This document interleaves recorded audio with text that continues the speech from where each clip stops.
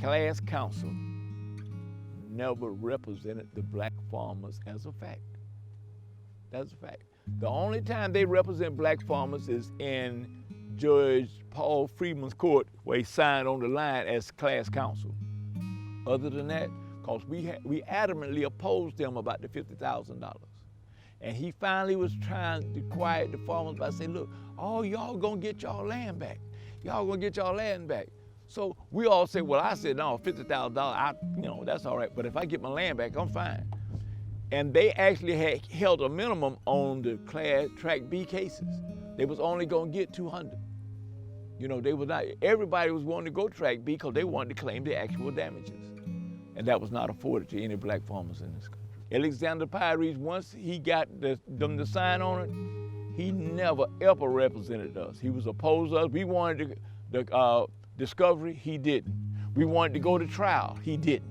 Everything that we wanted to do, if he was my attorney, then certainly these would have been the things that he'd have been advocating for me. But he was totally against us going to trial. He was totally against discovery. And that whole consent decree, and the $50,000, the only thing that he was able to manipulate us in, because he knew we was fighting for 1.5 million acres of land in America. And that's what he said, okay, the $50,000 won't cover your damages, but you're gonna get your land back. That's what the debt relief's gonna do. So everybody, overwhelmingly actual farmers. But see, that was another thing. They knew that they was gonna rip off the American taxpayers. So they put, instead of black farmers or African-American farmers, they put a little thing in there called Claim It. You didn't have to be a farmer to get $50,000. You can claim that I went there and asked for an application. You can claim that I attempted to farm. And they got it down there, claimants, right? And know what it is, because they knew that it wasn't enough farmers to rob the taxpayer the kind of money they got in. So when they started paying claimants, this was by design.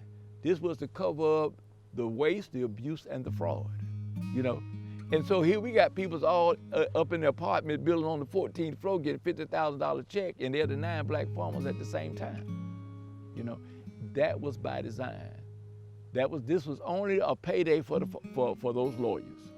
They never represented us. He know it and we know it. Alexander Pyrese never represented. That's why he say he didn't charge the black farmers nothing, because he wasn't working for us. Who paid him? The government. Who he represented? The government. I mean, that's very nice to say that you ain't got an attorney, we'll appoint one for you and all that old good stuff. But in the real life, that don't work. Alexander Pyrese never represented the black farmers in the Pigford lawsuit as a fact. Originally, the class council with Alexander Pyrese, Phil Frost, and all of them, they was painting this very colorful picture, about all that we was gonna be able to do. That was the biggest conflict with class council and the farmers, was that, man, we need to be able to claim our actual damages. Then someone got over to it, they say, well, you give them 50, say you get, they got $3,700 for over at the Tuskegee experiment, $3,700, whatever that was, and so we get $50,000 for black farmers. And they was trying to say, man, you can't compare us with Tuskegee. We still here, we still alive, and we still got land to lose, right?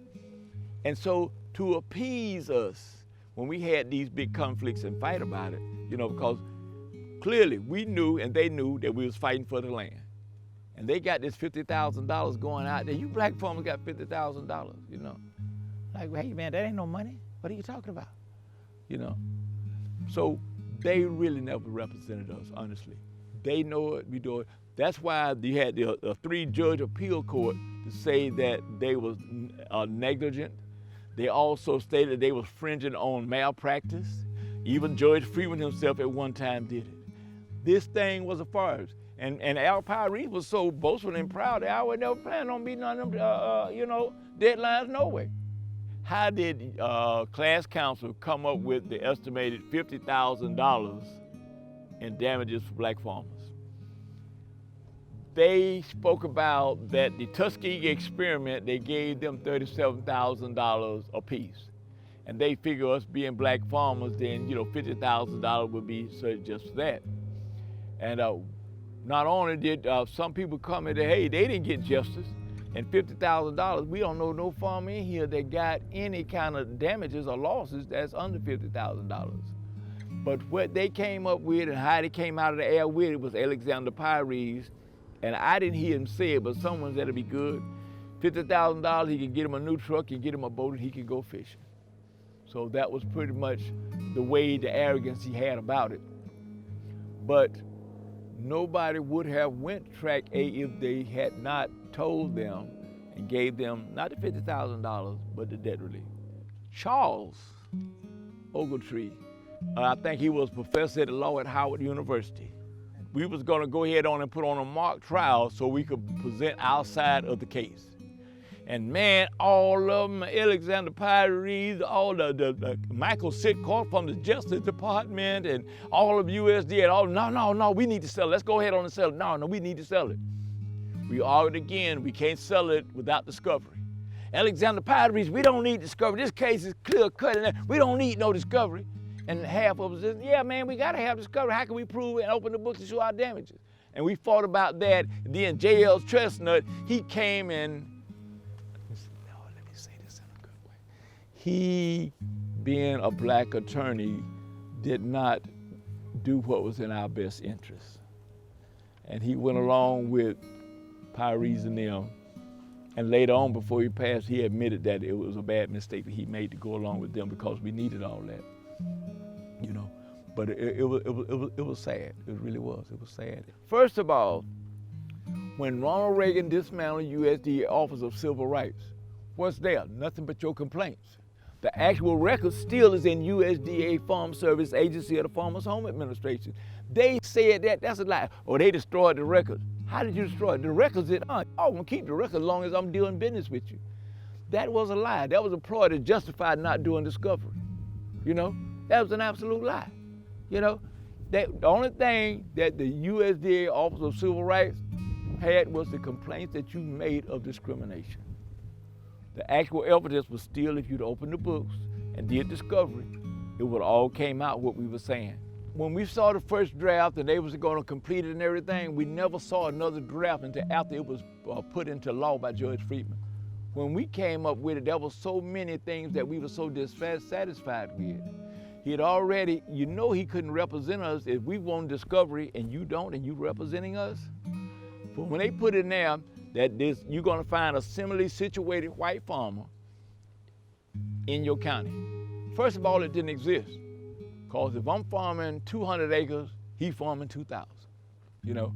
So when they put this similarly situated white farm in there, how do I know who they lend and didn't lend money to? But if you had to open up the books of USDA with discovery, you would have had it right there. Now we got to go out and try to find a white farmer that's, and y'all got the information there and y'all refuse to let us have it. How can you say you represent us? How can you honestly say you represent us? At no time we saw that consent decree until after it was signed by them and put into law. You know, we can honestly say that we had no input because the first draft, that was like non and void by the time it got to where they had. We talked to Tim about it. Why did you let it happen? Tim said, I didn't see it until y'all see it. We went to Lucius Avery and all the rest of them say, Cecil Brewer and them say, man, we didn't see the consent decree until y'all seen it. I said, well, how, you know, we wouldn't agree to all this stuff and no appeal rights. Even the Constitution, you know, allows you to have some kind of readdressing something that's this egregious and this wrong. Class counsel, all in fact, they only represented us in Judge Paul Friedman's court on the sign where it say class counsel, he signed Alexander J. Pyrese. That's the only time he represented us. They were very clever to say, okay, the $50,000 won't cover you. The $50,000 won't cover your damages, but you're gonna get your land back. Y'all gonna get these funds back.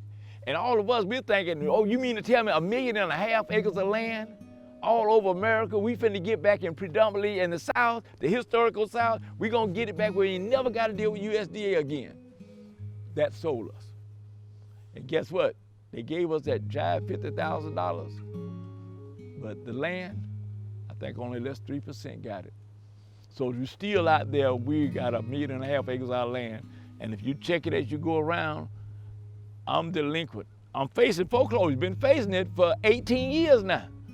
Now, do you ever known anybody anywhere in an institution in America, financial institution, will let you be in foreclosure, delinquent by 18 years? Only in Pigford, only with black farmers, only in America.